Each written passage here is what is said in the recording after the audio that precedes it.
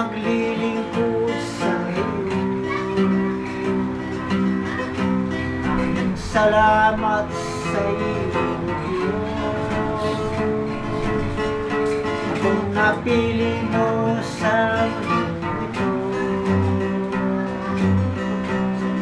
Maraming tao sa sanlibutan. Akong may pag-asa ng mga pangako mo. Dahil ako ay iyong ginawa. Sama-sama at magulong sanlibutan. O Diyos, salamat sa iyong mga biyaya. Pagkat ako'y duka iyong pinagpala. Sa sanlibutan ako'y walang halaga. Ngunit sa'yo ako ay mahalaga.